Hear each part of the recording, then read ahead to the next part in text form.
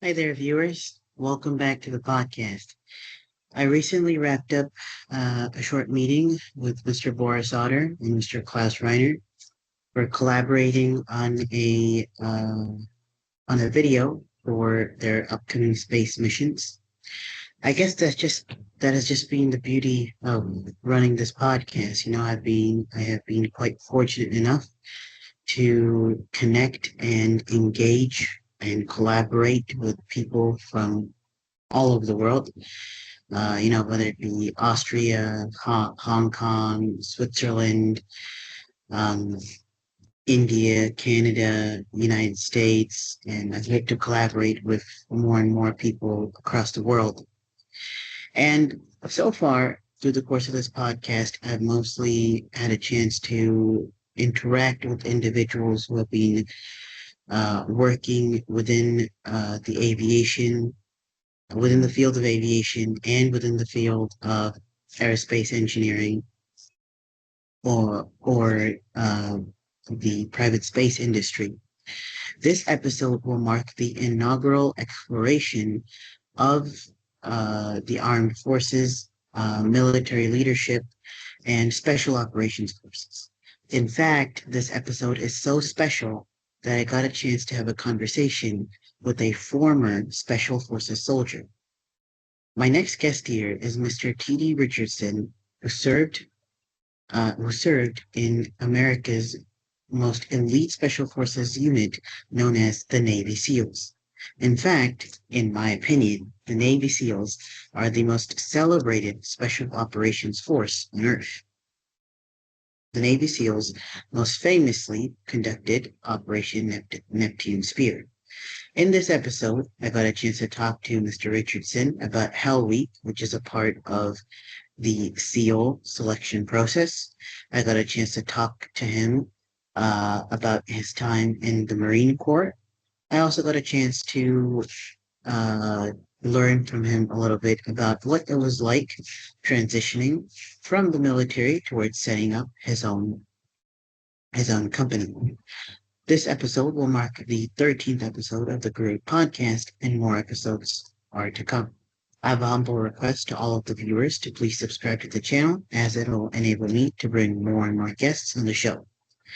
Before we end this brief introduction, I'll be playing a short clip from the movie Zero Dark 30, just about the SEALs, and this short clip will show briefly how the SEALs work and operate in different environments. Now, the SEALs are known to engage in all sorts of environments, whether it be the jungle, the Arctic, deserts, maritime environments, you name it. Additionally, the SEALs are specialists in terms of conducting special reconnaissance and direct action missions. And this clip from Zero Dark 30 is just a representation. It is the filmmakers have obviously taken certain artistic liberties. However, it is a good representation of how SEALs operate in some of the most hostile environments around the world. I hope you enjoy the next episode of this podcast. And once again, please let me know what you think in the comment section. Sit back, relax, and enjoy the next 1 hour of this. Three, two, one, execute!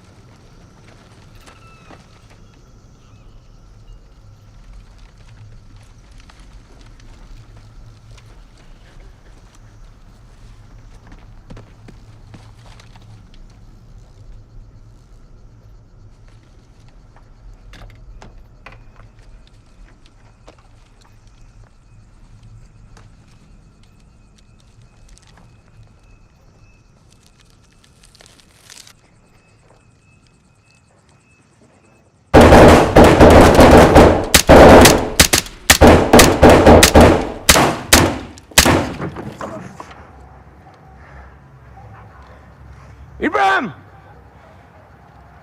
Come on out!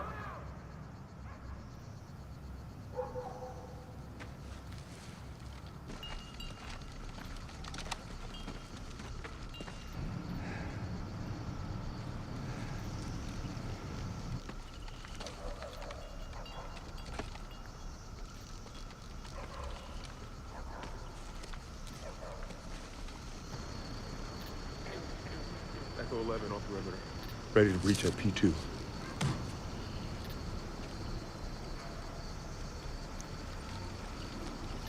Fire on the hole.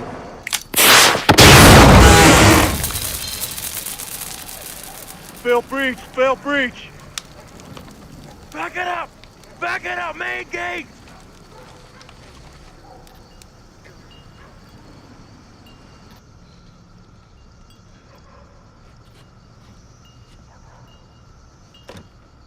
We got an unlocked door.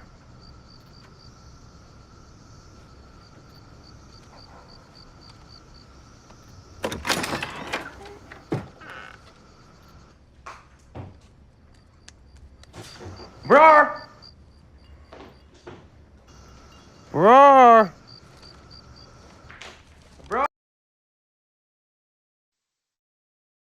Okay. Yeah. So recording has started. Welcome to the show, Mr. Richardson. I'm really happy to have you on. Appreciate it. So yeah. So we're honored to have Mr. Richardson with us today. Mr. Richardson spent almost 25 years serving his country as a part of the elite Navy SEALs unit and the U.S. Marine Corps. Now he leads Divine Savagery, leveraging his unique background to consulting and public speaking.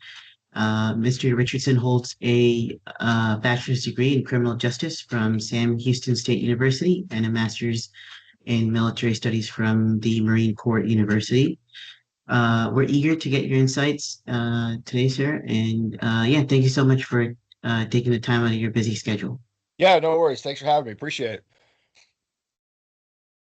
So like I usually like to ask everyone on the show. I mean, you're like kind of the first person from like with a pretty strong background in the armed forces, but I usually like to ask people like what kind of like drew them to pursue this career. So like what initially drew you to pursue like serving in the Marine Corps and then what eventually motivated you to join the Navy SEALs? Sure. Yeah, it's family mostly. I had a couple of folks, uncle and two uncles that served in the Marine Corps, and they were always preaching, first to fight, and that was the thing to do. And I grew up kind of rough that I needed to get a chip off my shoulder and get some discipline about me and be able to express my pride in the country and be able to serve. So every job that I had had prior to that had to do with service as well. So it just kind of was a natural transition. But just I felt home, and I found home, and I loved everything in the Marines. Gave to offer. The infantry was great. The guys were good. It was really good experience. Had some great deployments, and I saw my ground time coming to an end, and it was time to go somewhere else. And my best friend and his twin brother were SEALs, and they're like, "Hey man, why don't you come over?" And I went, "All right, cool, that sounds great." So is that even a thing? Can I do it? And lo and behold, it is a thing. And it was a 2 year horrible process of trying to do an inter-service transfer. I'd say just figure out what you're going to do with life and then just roll with that one. It's that. But when you got a course correct, you got a course correct, and when it's right, it's right. And it was something that I just wanted to do. Felt like I needed to. I wanted to operate at that level and still stay on the ground in a small unit. And that was pretty much the only way I could do it. So I went for it, and the good Lord said that was the way to do it. So I went and knocked it out, and have had a blast ever since. Okay. And like just to like provide some context to our listeners, like could you just maybe give like a general overview of like what does a SEAL do? Like for some people who just doesn't know what a Navy SEAL does, like what sort of duties do you have and like what are some of the challenges also faced by a Navy SEAL? Well, I mean, challenges start day one, and that's when you step on the quarterdeck at Buds. I mean, shoot, it even starts before then because now they got the prep course, you got boot camp or OCS. Then you have to make the decision to get there. I mean, there's a whole bunch of things even before you even get to the quarterdeck, but it's literally a challenge from day one. I mean, you can't sign up for a program like that and not absolutely 100% want it. It's a phenomenal program to be able to weed out the individuals that don't want to be there and don't need to be there. It does its job. And from buds to SQT to going into the teams, it's a challenge absolutely every day. What's a typical day look like? I couldn't tell you. Never had one. It's kind of hard to, man. I can't say, hey, I'm going to go do the same thing every day. And that's what's so cool about the job is that there's new challenges every single day. There's something going on with the guys, or something pops up with family, and then the mission set and everything like that. But I mean, it's workups, deployments, workups, deployments, workups, deployments, and then you might want to take a knee and take a break and go to an instructor build or something like that, which it kind of really isn't a break anyway. But and then jump back into the teams. Then eventually it's you can work your way into operations, and then start picking away depending on how far you get up the old food chain. But I mean, everybody's there and has their own individual job. I mean, from the minute you check in, there's always something to do. And it's one of those things where what I really like about it is that if you see a hole, or you see a gap in something, or if you see a job that needs to get done, you just go do it. It's knowing having good situational awareness, knowing what's around you, knowing the individuals around you, the teamwork, the camaraderie. Everything is a challenge, and it all just lumps together into just one big adventure. So it's tough, man. But the challenges, there's physical challenges, mental challenges, spiritual challenges. You name it, you're gonna find it, and it's usually to the nth degree of human capability and capacity, whether it be in the positive or negative. Mhm. And so this just like a thought just came to me right now. Like Yeah, with most special forces soldiers, whether it be the SEALs, whether it be like the British SAS or the SBS, there's like I think people oftentimes associate like magical pixie dust with you guys. Like they think like, okay, let's the SEALs will take care of it, or the SAS will take care of it, or the SBS will take care of it. sure. Uh, just like to the degree you can talk about it, like. Why do you think that is? Like, why is there so much like magical pixie dust associated with you guys? Well, I think a lot of Hollywood and social media kind of romanticizes the job. And there's really nothing romantic about it. It is absolutely 100% hard work, duty, and dedication. It takes an absolute professional to be able to do that job, survive, and then also to thrive. Um, yeah, like I said, it's something easy to have smoke and mirrors about, and to, like you said, putting the fairy dust on there. Um, I don't know, man. I guess it's just it. All you have is individuals that are incredibly driven that will not quit. And when you have an individual like that, you put them in any place on the planet and they're going to do well. It just doesn't matter because it's not in them to fail. Like I said, it's not in them to be a failure. You might fail, but that's just going to be a stair step to success, right? Because nothing's going to stop that person. So, whether it be, as in the special forces or special operations elements, or whether it be in Fortune 100 companies. It doesn't matter. They all have very, very similar mindsets. Or professional athletes, same thing. Very, very similar. It's just tailored to what it is that they specifically do. Mhm. Okay.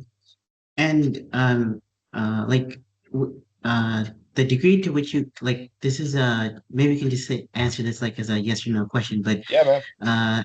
uh, have you worked with other special forces units like the Mhm. SBS? Yeah, absolutely. Absolutely. Okay. I've worked with a great many all around the world. I mean, the Lithuanians, the Polish, the Germans, Haitians, Japanese, Aussies, Brits, who else? Koreans, Rock Marines. Um, yeah, all over the place, man. And then all the American forces as well. Okay. So is it like can you maybe like briefly talk about like what were some of the environments or like briefly talk about some of the missions you had, like the degree to which you can talk about it?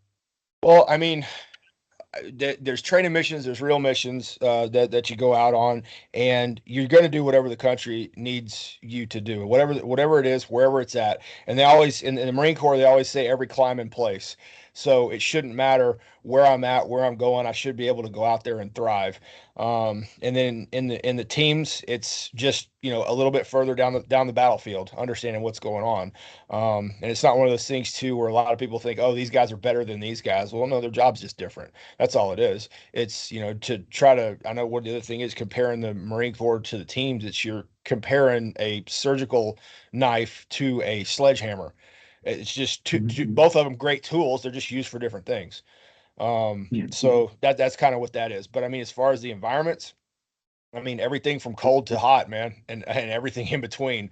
Monsoons, been through that, triple canopy jungle. Um, I can't really say Arctic conditions, even though I've been close to the Baltic. But I've been in some pretty daggum cold environments. Wet, miserable, anything bad you can think of, I've pretty much been in it, man. Okay.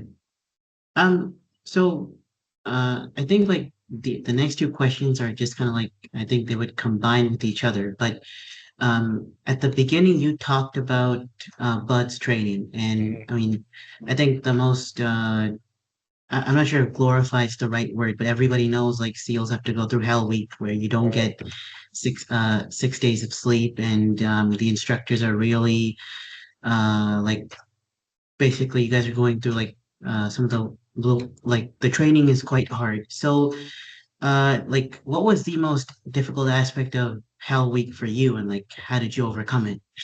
Man.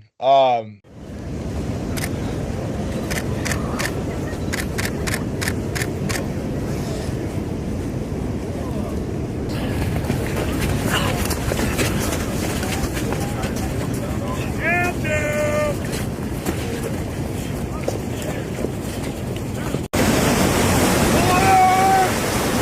Fine, they're fine. Look at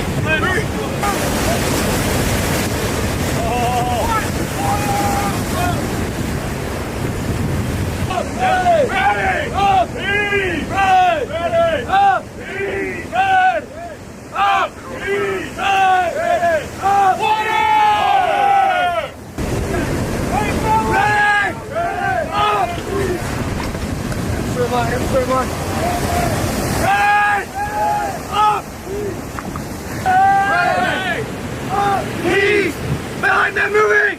Behind them moving! Ready! Up! Ease! High drive! High drive! Enemy retreat battle! Enemy retreat battle! Let them moving! Let them moving! Come down! Up! Down! Hold on, wait for that. I'm gonna get you up high. Up! Ease! Ready! Ready! Up! Ease! Ready! Ready! Up! Ease! Start canvas. Start canvas. There you go. Who's the one up here? That one's good. I got this one.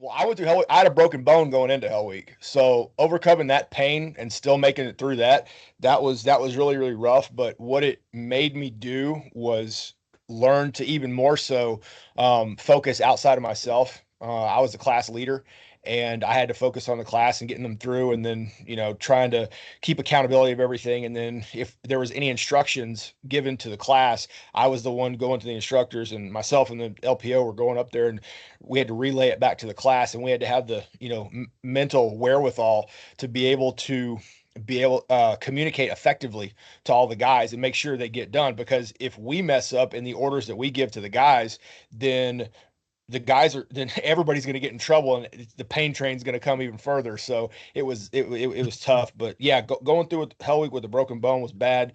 Um, and just staying awake, staying awake was rough, man.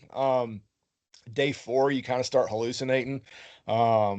And then weird conversations come out when it is, and then it just becomes because the body can only go so far for so long, and it just becomes, hey, what kind of silly stuff can we make these guys do just to keep them awake? And that usually involved a lot of surf hits, a lot of going in the water, mud flats, roll around the mud and paddling around, and it just crawling around through stuff. It was just it was rough, man. Hell Week sucked. there's no two ways about it. But it's there for a reason, and it does exactly what it needs to do. And it's kind of like that, the capstone of first phase, to be like, all right, these guys really want to be here. So it does what it's supposed to do. But yeah, it's absolutely awful. And the each evolution there is just, it seems like one's worse than the next, but it's all doable. But so you just said like there's a reason for it. So is it like based on my understanding, are the instructors like kind of trying to like test your willpower, like to see how Oh, far you can go? oh yeah, Okay. absolutely. I mean, you got to think about it, right? The instructor's job there is to, one, ensure safety is there, and that good training is given, but it's also to ensure that we are given the crucible properly. The right amount of force is applied, because it's a iron sharpens iron, right? Because they're only going to want people to pass the course that they want to serve on a team with. And I'm not going to let somebody slide through that I wouldn't go back to back in a kill house with, you know, when my life is on the line. So it's literally, that's the selection process. So yeah, they're harsh on us, and they're very, very hard on us for a reason. It's to ensure that we're tough. You know, that's the thing, is you come out of BUD/S, and people always say, oh, that's what makes you that bad operator or whatever. Well, no, I mean, BUD/S to me was a school for professional tough guys. It didn't make you an operator. The teams make you an operator, but BUD/S, all that is it was a 6 month um, just gut check to make sure that, given any type of environment and any type of stressful situation, you're going to keep going until there's no more breaths in your lungs and no more beating in your heart. That's it. Okay. But like I think you kind of like already answered this question, but like based on uh based on everything you've seen, like I mean, I think like to a certain extent, like we all know like only the best of the best will make it till the end. But like what sort of mental characteristics do you think people need to like join any special operations force? You know, you say, you call it characteristics. You can try to put a label on things, but I mean, simply put, you just need somebody that's not going to quit. It's, Okay. no matter what's going to come at you, I will not stop. That's it. I don't care. And it turns into a, oh my gosh, what's next? To your mind switches to, bring it on. What else you got? Is that it? Come on. I'm not dead yet. I still got breath in my life. And that transformation, if it most of the time it happens at BUD/S, because you can't replicate that place. You know, even in the prep classes, and the internet websites and all the shows, and listen to podcasts and stuff like that, dude, nothing's going to get you ready. Like, you can get ready to a certain point, but there's nothing that's going to replicate it. And it's like that for a reason. And because if you could, then hey, I could go train, go do it, and it'd be a breeze. Well, it's not supposed to be a breeze. It's supposed to be the hardest training there is, because that's what they want, is the toughest people around. Um, so they do a really good job at doing that. But yeah, mental Uh, fortitude, mental and intestinal fortitude. That's it. Just the ability to not quit. That's it, man. Plain and simple. I wish I yeah. had some crazy wild answer for you, but it's really just simple. Just don't stop. Mhm. But so like I know that like you can voluntarily join the SEALs, Mhm. or you can like join through the military just as like you. But do you think like I mean you said like the training is like the hardest training in the world, but do you think you were like better prepared as compared to like other people because you joined from the Marine Corps or Oh yeah, yeah. I mean, I had 9.5 years in the infantry. I had 3 combat tours under my belt already. Myself and a lot of the instructors actually tread a lot of the same ground, which led to a very interesting experience. And my buddies prepared me too. They said, "Look, dude, the only issue you're going to have at BUD/S is putting up with the daily baloney that the other young kids have to put them through. You know, the games and the inspections, and you know, the failing for just to fail, even though you know you didn't, just because they want to see how you did. They said that was what's gonna, and they were dadgum right on. You know, and that's what it was. But yeah, I mean, I would say I turned 30 at Buds. I would say that's not a highly recommended route. That's probably why I ended up breaking. But it's definitely a young man's game. It's that way for a reason, so you can heal. But but yeah, it was good, man. The whole experience was good. But I think the Marine Corps definitely prepared me, especially mentally, for it, because there was nothing they were going to throw at me that I hadn't seen before. Okay. Okay. And like I mean I've so like I've watched movies about SEALs, like I mean and what I've seen through the movies is, like, there seems to be like a sense of brotherhood between you guys. Like Big there's a time. lot of tightly knit bonds. So like even if you watch like maybe Zero Dark 30 towards the very end, you can see like I mean, the SEALs are the SEALs. They are trained to do what they have to do. But when they're not going on a mission, there seems to be like they have like tightly knit bonds. So could you maybe like just describe the specific culture that you saw, and like how did it foster camaraderie and trust? Well, the strongest bonds and the hardest blades and axes are formed and forged under the hottest fire and the greatest pressure. So when you're in an environment where you have to give everything up until your life, uh, it's kind of, you don't have a choice but to get close, because you're working with each other at to crazy hours in the morning. You're spending, I mean, I'd say 80% more time with them than you do your family. You better learn to get along. And when you do, and then especially, you know, it's one thing to do the workups, but if you deploy, you get even tighter. If you deploy to combat, it's something else. I mean, even if I had a guy that I hadn't seen, actually kind of interesting, same thing kind of happened in the Marine Corps too. I had a guy hit me up on LinkedIn, and he's one of my old machine gunners from my old Marine Corps days. And we had talked to each other 20 years, but we picked back up just like nothing, like we saw each other yesterday. That's what was so cool about it. It's like I don't have to talk to you every single day, but if you need something, I'm there, and if I need something, you're there, no matter what. That's what's so cool about it. And then you can go in the team room at the SEAL teams and be you, whoever you are. It's okay. You're going to Mhm. be accepted, and most of the time that spawns thought that turns into something that we somehow end up back into training, or we'll end up back in the cages messing with our gear and going, hey, how can we make this better, how can we make that better? But all the conversation ends up leading to how is it that we can make ourselves better in some way.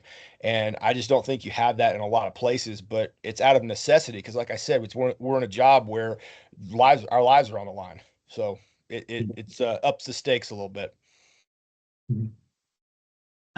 And so like, I mean, so you guys are like stationed around the world, and I'm just assuming like you guys do have a certain amount of downtime. Mhm. So like, what do you guys do? Like, what do you play sports, or like what do you do for recreation? Like, you and the rest of the SEALs. Yes, I mean it's dependent on the guys. Some a lot of guys are into extreme sports. Go figure. I know guys that are wakeboarders. I know guys that are pro skydivers. I know guys that dive on their own. The spearfishing's real big. We invented our own game called speedball, which is kind of like a combination of rugby and football. We play that on our off time. Um, we're always lifting weights. We're in the gym a lot. Some guys are big into runners. I've seen endurance athletes like they go doing the endurance runs on the weekends. Uh, at just taking everything to the nth degree. Some guys are really into shooting and they competitively shoot. It's just whatever they're into. That's what it's such an eclectic group. I mean, we've had nuclear physicists, and then right next to just like me, a freaking idiot redneck from the swamps of Southeast Texas, man. So it's just that's another cool thing about it is there's no saying, hey, this background, that's it. You're going to be in the teams. You're going to make it. No, man, we're literally from everywhere. And that's what's so cool about it. And that's what makes it such a diverse group, that we can bring a whole bunch of different things, to the table, which actually makes us better effective fighting unit. Okay. Okay. And so like again, like this question, it just depends on like the degree to which you can talk about it. But is it possible for you to like maybe share a story uh where like teamwork kind of like saved the day, or like how did you guys maybe coordinate something or something like that? Well, I mean, the funny thing is, man, it's hard to tie down any one specific thing, because if we didn't have teamwork, we wouldn't be a team. Yeah. Everything we did involves teamwork. And if we all weren't working together, the day would be shot, or someone would be hurt, horribly bad, or worse. I mean, we wouldn't win because that's the one thing, is to go out and win, accomplish the mission, and then bring everybody back. Uh, yeah, that's such a vast and deep answer. I could pull from literally anywhere, because like I said, every single time we step off, whether it be training or in real time, it's teamwork. You got my back, I got yours. It's just, that's just the way that it goes. Mhm. But as far as saving the day, again, I'm gonna need something a little more specific, you know. Yeah. Yeah. I mean, like, I mean, during the day, like, I mean, yeah, like, I'm just not sure, like, how much we can go in depth, but I mean, like, just as you said, like, each person, like, kind of brings a different role together. So, like, before you go through a mission, like, do each of you kind of like discuss your roles? Okay, I'm gonna do this or I'm gonna do that, or like, how does that work? Like, No, absolutely. Mission briefs. You have to before every time. We always do mission briefs. So we'll get up. We'll have a PowerPoint presentation, and each element leader will get up, stand up, say what they're going to do, and then whoever the team leader is wraps everything up at the end. But the medic goes through his piece. The JTAC goes through his piece. The recce guys, they all go through their piece. If there's breaching elements, they'll go through their pieces. If there's different element leaders that you have that are on the ground, they'll go over their piece too. And then the platoon commander and the senior enlisted advisor guys will wrap it up at the end and say, all right, this is how, put a little bow on it and say, all right, here's how we're going to go execute. These are all the radio comms calls. Does anybody have any questions? And if we have any enablers, dog people, EOD, whoever else, combat controllers sometimes from the Air Force, then, we'll give them a chance to chat, or if they don't understand it, they'll have questions. But yeah, there's a mission brief before every time we go out the door. okay. And so I was like, I'm sure you know Jocko Willink already. Like, he's kind of just become a celebrity within the SEAL community, and he just kind of said like, you know, like the public oftentimes assumes like it's your commanders who are coming up with the missions and how you're going to do it, but it's actually the guys who are like at the bottom or like in the middle who are like coming up with the missions. So is that really the case? Like maybe you or like some of your other colleagues will like come up with the mission and how it's done, and then you like maybe go tell your commander like, okay, this is how we're going to do it, all that. Or... So he was in a very certain time in Iraq, and I know he was in like 20 plus years. I've met the guy maybe one or two times. But the thing is, everybody's advice that you're going to get on that particular thing is going to be from his optic and what way that he saw things, right? So if that's the way that they did things on Task Force Bruiser, then outstanding. For us, we did what's called top-down, bottom-up refinements, okay? So we had an overarching picture of this is what it is that we had to do. However, how we did that and the small missions that we came up with, yeah, we absolutely came up with them. And our the advanced special operations guys that would go out and talk to people, and we would have key leader engagements with folks out in towns and things like that, and we kind of develop our own mission sets that then fed into the higher picture, into the big campaign plan, right? Because if they say, hey, we want to create white space, it's like, okay, well, how are we going to be able to do that? And what's the most effective way to do it? And dependent on the level of the mission and how the danger level of it is going to depend on who it is that you're going to be briefing. I mean, it could be as simple as writing up a 5W, sending that up and saying, hey, I'm going out tomorrow, or hey, I might have to brief somebody with stars on their collars to say, hey, we're going to go do this at night, and we're going to go take care of this specific situation. So it's mission dependent as to who can come up with it. Can anyone at the lowest level come up with a mission? Absolutely. Are they going to approve it? Absolutely not. So the platoon commander, the lieutenant there, he's going to have the final say on whether or not the mission goes or not. And then it's up to him to delineate who he wants to send out, because he could send a 4-man team out to go do this or that or whatever. And ultimately, he's the ground force commander. He's in charge of that. And like I said, depending on the severity of it, that's who he would go and brief. So to an extent, Jocko is not wrong. Okay. Okay. And is it possible for you to like maybe talk about just a situation where like you had to make a tough call under pressure? Like, what was your thought process while that was happening? Well, so I mean, I tell you what, man, move left, move right. There's always a tough call of what we should do, and a lot of lessons are learned really, really. I mean, they're learned the hard way. Like when I was in the Marine Corps and we were in Iraq, our SOPs were first, before we started clearing a room, was toss a grenade in. Well, nobody told us about overpressure and what it was going to do to the houses in Iraq. You toss a grenade in there, and next thing you know, you blow a hole in the wall right behind you or beside you, and all this frag comes out. And we're like, okay, cool, we're not going to do that anymore. That was a horrible idea. And sometimes, or say you hit a slap charge on a door, and you start getting ooching a little bit closer and a little bit closer to the point to where you might get a little sting, a little zap at the end, or you're too close on a door and you blast it with the shotgun round, and you catch a little something from that. But as far as like big decisions, I'll usually relay this to folks. The hardest decision I ever had to make was tell a guy that he can't go to combat. And we had 3 elements that were a part of our troop that was deploying, 2 of which could go to war and 1 of which was not, because it was towards the end of the war and of the Afghan war. And the boss man just said, hey, you got 3 elements, 2 are going, 1's staying back, and they're going to go cover down in South America. And which was not a combat op. That was just working with the foreign interdiction services down there. And it was tough, man, because like every second, everything mattered during the workup.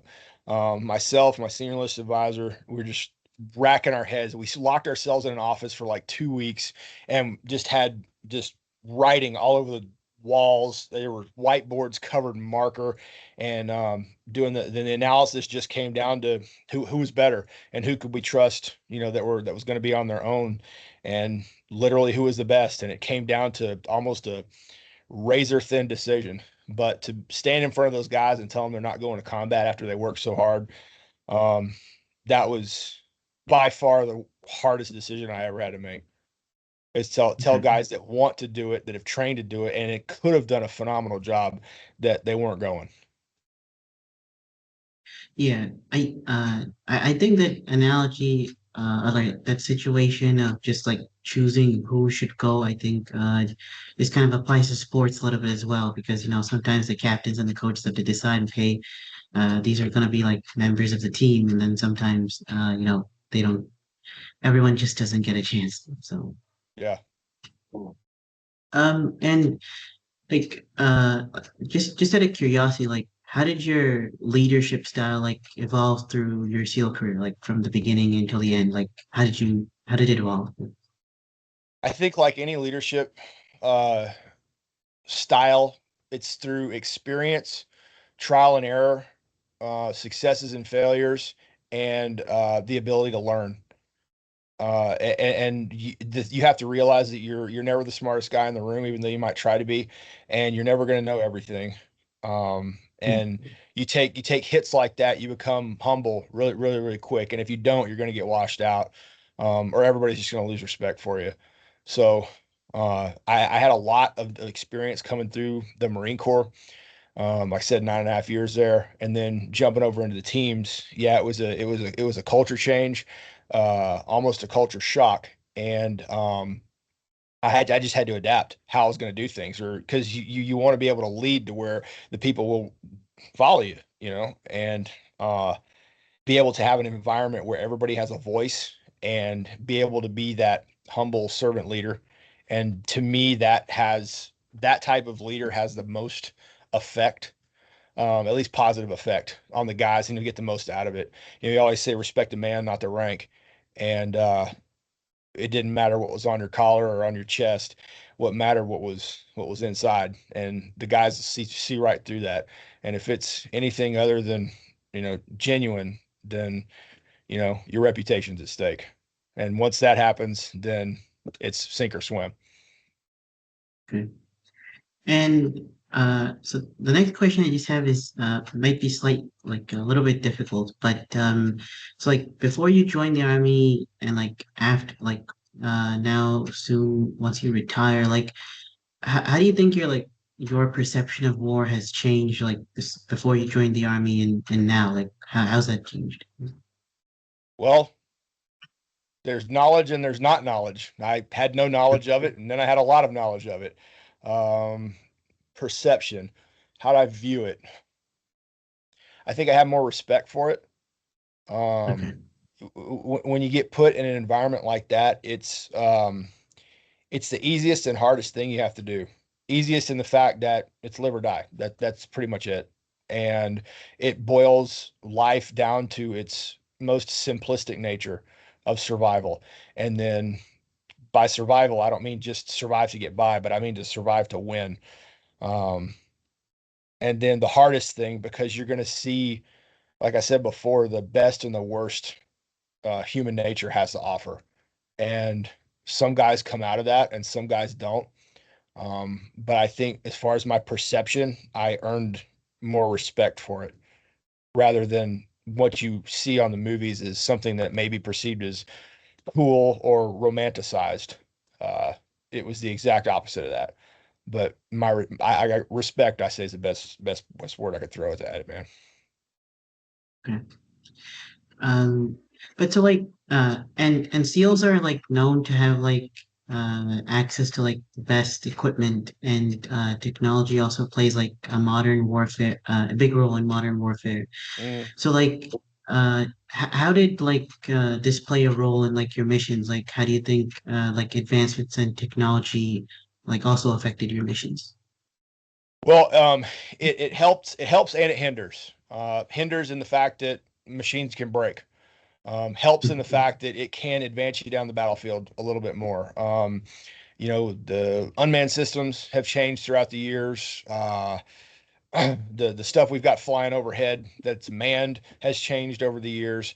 And then based off of area of operations, sometimes you get stuff, sometimes you don't. So you have to be able to operate without the stuff before you get the stuff. And then when you get it, you have to know how to use it properly, or else it's going to become even more of a hindrance. And then on an even grander scale, bad things can happen. So if you know how to use the technology and you get sometimes you do get a chance to use it most times you do prior to deploying, but sometimes you end up on deployment and you've never touched the stuff before. So it's literally a trial by fire with some of the things. So but we try to get as smart as we can on everything that we have before going out the door, because you always want to practice your stuff before you use it for real. But it's trying to get a hold of it, is keeping comms with our guys that we're going to go replace. And if you're the first one in, there's nothing you can do about it. But if you got guys over there, all you got to do is give them a holler and say, hey man, what are you guys using? And then try to get as much of that stuff back here before we rotate out there, and then get as smart as we can on it. But technology does play a big part, but warfare doesn't. Man, people don't change, the landscape doesn't change. So you understand that, throw some toys in, you'll be able to figure it out. Okay. And so I just have like a few questions about Divine Savagery. So I was just like I got a chance to like look at your website and how did you go about like creating this company? Like, how did it start? Yeah, I was working out one day, probably about 5, 6 years ago, and I was like, man, I'm coming down to the end of it. I need to figure out what I'm going to do when I grow up. And I, started a business up while I was still in, got outside employment authorization, and just figured I'd fail as much as I possibly could while I had the safety net of a paycheck underneath me. So that way it wasn't just, sink or swim, get off the bus sprinting right when I get out, and kind of feel out what that was going to look like. And it was through a lot of thought and a lot of prayer to come down to it, to come up with a name, to come up with a brand, and then what direction I was going to go. And I was like, all right, man, well, I mean, I've loved what I've done, the past 26 some odd years. I got to continue that. I'm not going to do that and then just step off into, driving an iron coffin to work every day. No way, man. I'm going to do so. And I started to think, all right, what did I love the most out of the military? And then what can I do to take that and be able to give back and also make a living off of it? So found a couple of different things, came up with a few different pillars, and then we were off to the races. And so far, so good. I'm enjoying the heck out of it. It's had its own set of challenges, but what doesn't, especially if you want to be successful. But there's been a lot of good successes with the failures. Big learning experience, though. So, like the motto, or I think the slogan of Divine Savagery is like, shoot, move, and communicate. So like, how have you tried like applying these principles like to the corporate world or like the business world? Sure. No, like I said, man, I want to keep things as simple as the KISS method, right? Keep it simple, stupid. But things in the military are usually done in threes. And then in order to survive in the military, you had to be able to do three things, and that was shoot, move, and communicate.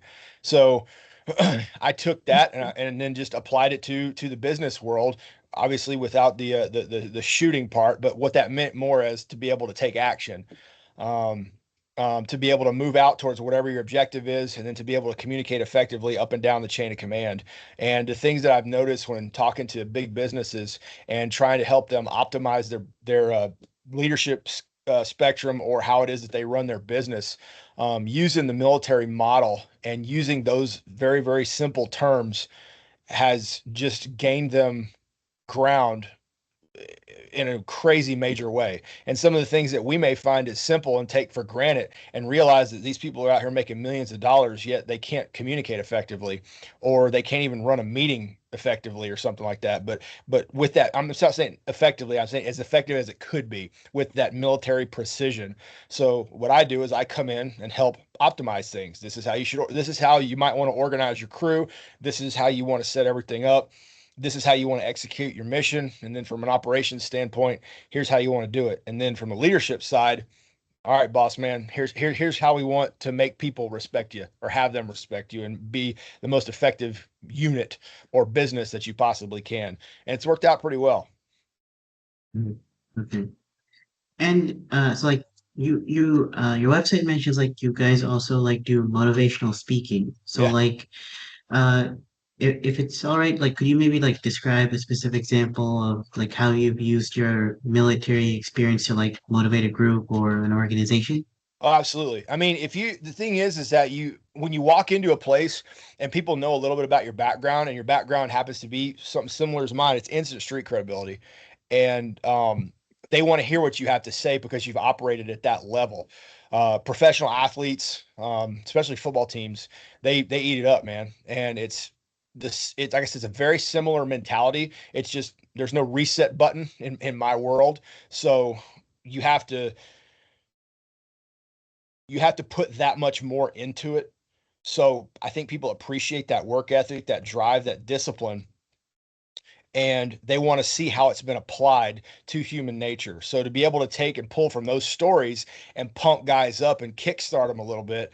It's say motivation just because everybody else knows kind of what that is. If I say discipline speaker, they're going to think I'm some old lady running around with a ruler trying to whack them in the wrist. So but motivation is what kickstarts discipline, but discipline is what you really need to have. Motivation's fleeting. Anybody can light a fire under anybody's keister, but it gets snuffed out pretty quick. But it's to kick the embers and keep the fire burning. That's what's the tough part about it. And that's where the resilience and the grit comes in. And that's kind of where I add to the things that I speak on too. But I tailor all my speeches to the company and what it is that they want. I have conversations with the CEO and find out exactly what it is that he wants said.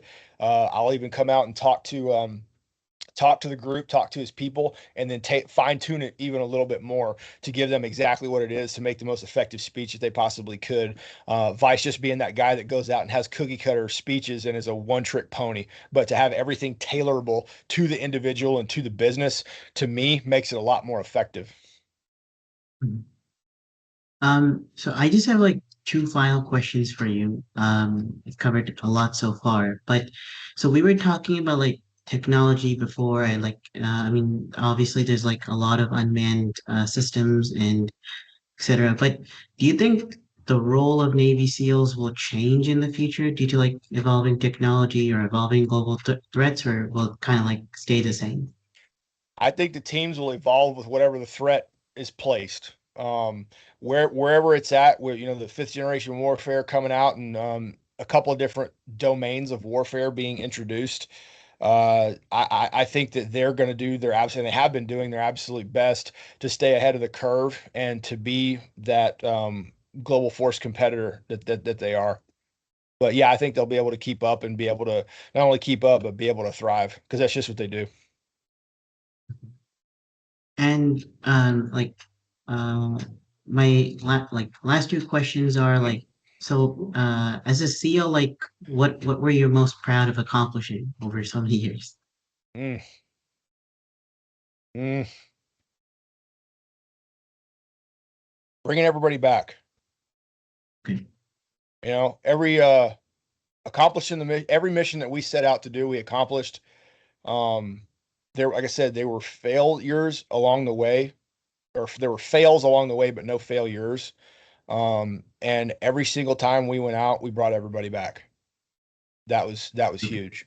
So I'd say I'm most proud of the guys that I served with and everything and everything that I learned from all of them. But collectively, it took everybody to do the job. But um, yeah, that ought to do it. Um, and like my final question for just for you is like, so you've served in the military for like a very, very long time, in the Marines and the SEALs. Yeah. So for somebody who's maybe considering on joining the military, even or even like maybe like considering on joining the special forces, like what sort of advice would you want to give them before they begin? We always joke around and say quit now and avoid the rush. Just as to kind of joke with them to get their head in the right spot to understand the type of element that you're going to be joining. But I would say if you're going to do it, then do it. It's you can't have a plan B. That's got to be it, and you've got to be full throttle towards that. Because if you're not going to make it. Especially if you go the SEAL route. Yeah, you just won't hack it.